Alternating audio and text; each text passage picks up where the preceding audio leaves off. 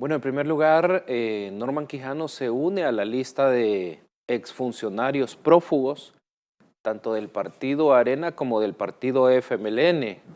Obviamente el FMLN lleva una ventaja sobre el número de prófugos que tiene, principalmente expresidentes que han sido protegidos por un país, tienen en México, tienen en Nicaragua, y hoy pues Norman Quijano se une a esa lista.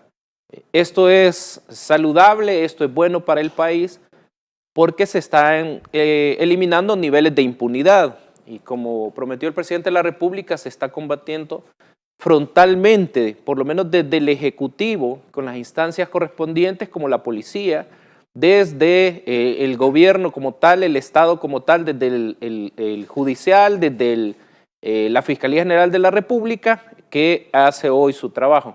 Ahora, antes de comentarte lo que sucedió, o pareciese que sucedió en la audiencia, es importante señalar un antecedente. Todos recordamos que esto surge a partir de una reunión que Norman Quijano tuvo con pandilleros, que era mediada por algunos líderes religiosos. En esa reunión, antes de que él llegara, antes de que él la presenciara, habían personas que ya estaban en esa reunión, según lo que veo en las declaraciones. Esas personas son Ernesto Mason y el ex alcalde Ruanos, que en paz descanse. Entonces, ya estando ellos en esa reunión, le preparan, le planifican, le preparan el ambiente, digámoslo así, y al llegar él es que hace los ofrecimientos respectivos. Al hacer los ofrecimientos respectivos, si el pueblo salvadoreño verifica o recordamos, estábamos en un contexto de una campaña electoral. En esa campaña electoral entonces se sienta con los líderes de pandillas y al sentarse con los líderes de pandillas hace los ofrecimientos respectivos. Hace ofrecimientos en diversas formas. Uno, ofrecimientos de ayuda monetaria, más de $100,000, y ofrecimientos de millones de dólares en programas sociales. ¿Cuál es el problema de eso? Es importante el contexto porque la legislación penal nuestra lo prohíbe. Nosotros como ciudadanos, como salvadoreños, dice la legislación penal, no podemos sentarnos, no podemos negociar, no podemos ni hablar y peor prometer dádivas a grupos criminales, dice. Y eso es el denominado delito de agrupaciones ilícitas. De ahí viene otro tipo penal que se le atribuye, que es fraude electoral. No solamente le ofrece dinero, no solamente les ofrece las ayudas a estos grupos criminales y tratados como terroristas por la sentencia 22-2007, sino además que a cambio de ofrecer esos dineros y esos beneficios sociales, pide el voto. Eso es de alguna manera una alteración, eso es una ruptura a las reglas de la competencia electoral en ese momento contra el FMLN. Entonces es ahí, Héctor, donde se configuran tanto el delito que te acabo de mencionar como el delito de fraude electoral. A partir de eso, en el año, recientemente, el año pasado, en el 2021, se presenta un requerimiento fiscal.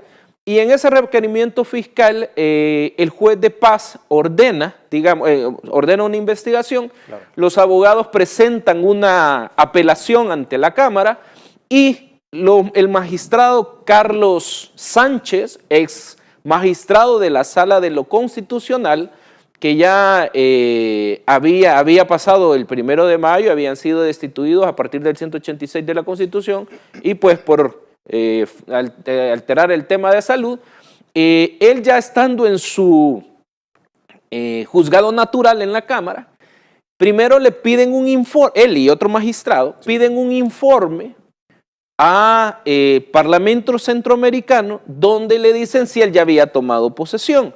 Al pedir ese informe lo que produce es que se suspenda todo el proceso penal contra Norman Quijano. Eso obviamente encaminado a que de alguna manera se le diera la oportunidad a él no solo de irse, sino que situarse y establecerse en otro país. De ahí, básicamente, él entra en el Parlamento Centroamericano y se anula todo el proceso que se presentó, que a raíz del requerimiento de la Fiscalía, la jueza de paz lo había pasado para instrucción. Ojo, no era diputada. Entonces, de ahí la sala de lo penal confirma la resolución, y de ahí viene el tema de que el fiscal general presenta a la Asamblea Legislativa, y de ahí viene el desafuero. ¿Por qué te estoy dando estos antecedentes? Porque la Asamblea Legislativa le quita el fuero ¿a partir de qué? Porque aquí hay una discusión jurídica. Le quita el fuero a partir que la Constitución señala los diputados, dice el 238, gozarán de fuero. Entonces, no hace distinción a partir del 89 si son diputados nacionales o diputados del Parlamento Centroamericano. Entonces, los dos tienen fuero, pero los dos pueden ser sujetos a ser desaforados. Le quita a la Asamblea Legislativa el fuero y hoy regresa a la Fiscalía presenta a la Cámara de lo Penal, que actúa en primera instancia, sí, y la Cámara resuelve ya a este punto que era importante llegar. Como no se presenta, lo declara rebelde. ¿Qué significa lo declara rebelde? Es que al no presentarse, la rebeldía es una situación jurídica que se le atribuye a alguien por desobediencia, llamémosle así, y se le gira la orden de captura respectiva. Al girar la orden de captura respectiva, entonces ya se le manda a la policía ese oficio, y la policía tiene que hacer lo correspondiente ante la Interpol. Entonces, obviamente, ya en el Ejecutivo se van a hacer todos los procedimientos respectivos para que a nivel internacional exista el apoyo necesario para la orden de captura de él. Y ahí estamos. Justamente, y estamos viendo en pantalla el tuit de la Fiscalía General de la República en el que hace referencia a este caso.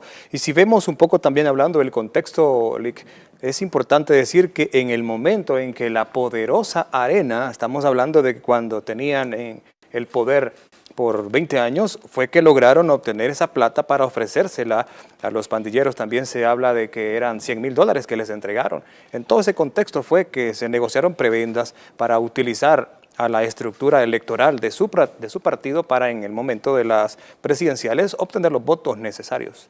Aquí es importante señalar algo que muy bien tú estás señalando, Héctor, y es que la institucionalidad de Arena se ve involucrada como tal, porque Norman Quijano de alguna manera le da seguimiento a un plan partidario que ya Ernesto Mason había iniciado, y de hecho por eso está enfrentando a la justicia.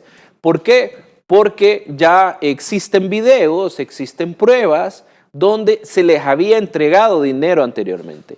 Ya se les había entregado se ve que es bastante dinero, un paquete de dinero, y esto sin duda alguna lo que constituye, y ya constituía en ese momento, son actos de terrorismo. ¿Por qué lo estoy señalando? Porque surge una ley, que es la ley antiterrorismo, en el año 2006, y esa ley antiterrorismo intenta ser declarada inconstitucional por personeros de la UCA. Dice la UCA, la Sala de lo Constitucional, esta ley debería de ser expulsada del ordenamiento jurídico porque es desproporcional, y hay una serie de argumentos. La Sala de lo Constitucional le dice, pues esta ley no solo es constitucional, sino que la Sala determina que el combate a los terroristas es una política que debe de estar. Y determina que las pandillas, MS, dice la sentencia, MS-13 y Mara 10, y la pandilla 18, sí, y otras pandillas son terroristas. Pero hay un elemento muy importante aquí, que es que la Sala dice, pero no solamente ellos, sino sus colaboradores, apologistas y financistas caen en la categoría de terroristas cuando financian estos grupos. Pero además de eso, agrega la sentencia que cuando se vean instituciones involucradas o personas jurídicas involucradas en financiamientos de terrorismo, también deberán ser sancionadas. Y esto se une básicamente con el tema de lo que se han dado hablando de si se debería cancelar el partido Arena. No, obviamente el presidente de la Asamblea Legislativa señala, no se va a cancelar, será el mismo pueblo que lo cancele, porque este es un tema jurídico. Claro. ¿Por qué te estoy advirtiendo esto? Porque en el financiamiento a grupos terroristas, no a pandillas, en grupos terroristas se ven involucrados actores, pero no de forma individual, sino que se ven involucrados actores con una política o un plan derivado de un ideario partidista. Es decir, que la institucionalidad, sin duda alguna, de estar involucrada. ¿De dónde sale ese dinero? No viene de ellos. Ese dinero, principalmente, viene de posibles personas que estaban relacionadas al partido. Y eso es lo que también el fiscal general, creería yo, ha de estar investigando o debería de investigar. Eso es importante señalarlo porque la práctica de financiamiento a grupos terroristas no solamente la hace Arena, sino obviamente el FMLN. Estando como gobierno, negociaron con los grupos terroristas a cambio de dádivas, no solamente de dinero, sino otras prestaciones de protección. Eso es lo que conllevó a que murieran muchos salvadoreños, a que desprotegieran muchos salvadoreños, contrario hoy, el plan control territorial que está frontalmente combatiendo a estos grupos terroristas y que, gracias a Dios, vamos avanzando. ¿Por qué? Porque tanto normativa internacional, nuestra sala de lo constitucional, la ley antiterrorismo, el Código Penal prohíben mínimamente ni siquiera sentarse con estos grupos. Al contrario, el Estado, todo el aparataje debe de ser en su elemento de coactivo, aplicar toda la